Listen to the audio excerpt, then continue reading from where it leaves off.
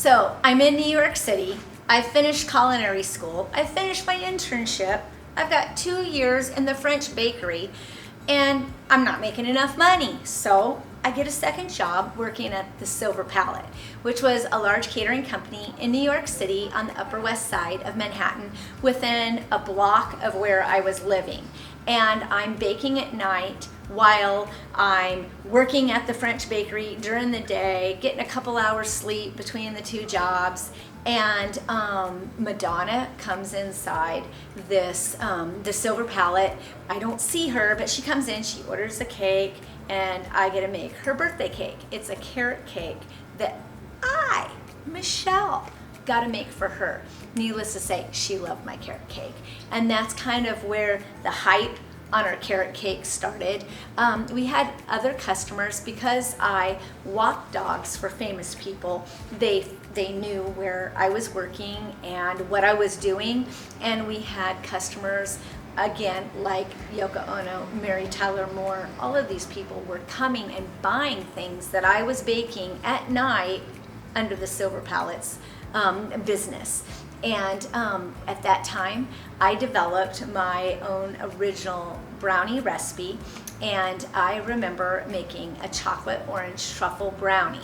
And that brownie was voted one of the best brownies on the Upper West Side of New York City during my prime time baking in the city at the Silver Palette. So that was kind of a little exciting for me.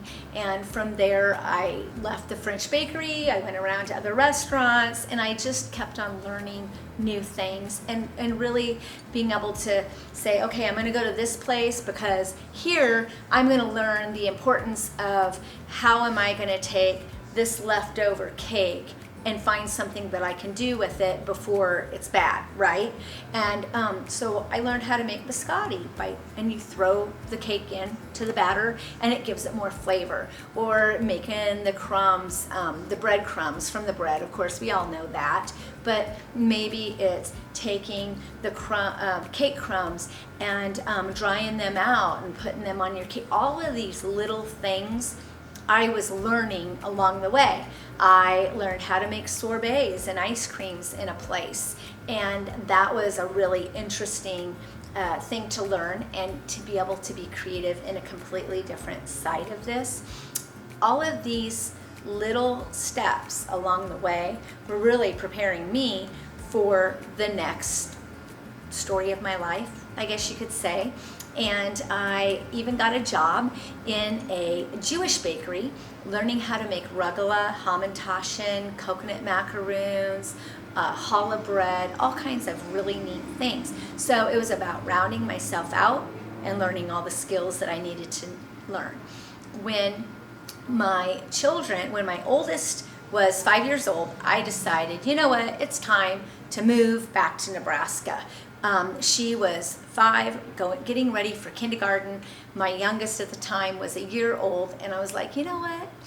I need to get back to Nebraska. I need to get my kids close to my parents, their grandparents, because I knew the importance of children growing up around their grandparents. So we moved back to Nebraska, and I remember moving back because I had to move in with my mom and my stepdad, and that wasn't so much fun, but they welcomed us with open arms, and then we got our own place, and we were living in Central City and just kind of like, what are we doing here? Because it was such a shock.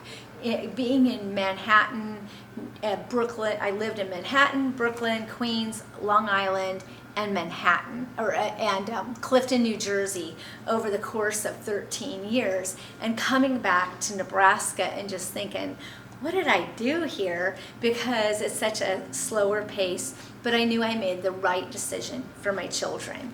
And in that time, I went through a lot of things in my life that I wasn't really excited about. I ended up getting a divorce, which was difficult on my children, and being a single mother and just trying to figure out how am I going to do this. And I got a job baking on the side while I worked at the post office at night, and I had to scale back once we got divorced, and then just really like, how am I going to take care of 2 children being a single mom? Like, that's really scary. And I said, but there's no option, because I'm all they have, and I got to do this. Like, I feel like we're presented with things in our life, and we can choose to be the victim, or we can choose to take that experience and embrace it and say, how can I do better? And what can I learn from this type of position that I've been put in? And maybe God has a plan for me. Maybe He needs me to learn something here so that I can help the next person when they have a need. Or maybe this situation that I'm in is going to be a situation where I can be sympathetic with somebody else that's experiencing the same thing. So I'm an extreme optimist, in case you can't tell. And I truly believe every situation that I've been put into in my lifetime has made me a better, stronger person, that I am able to say, okay, what is this lesson behind this, if there is one, and how is this going to affect me, and how can I help somebody else with this experience? And I came above it all, being divorced, having to live without someone there to help me, but I had the love of my mom and my stepdad. They were there to help me through all of that. And after a few years of being divorced, I met the most beautiful husband in the entire world. I had set my expectations so high. There was no man good enough for me. I know, right? Why do we do that? But I felt like, if I set the expectations really, really high, and somebody comes along and they're really close, just maybe they'll be good enough for me. Not that I'm thinking I'm all that, but I didn't want a bad relationship. I didn't want to, it wasn't just me I had to look out for. I had to look out for my children as well. And I met my husband, Jess, and I remember thinking, all right, you're tall, you're skinny, and you smoke.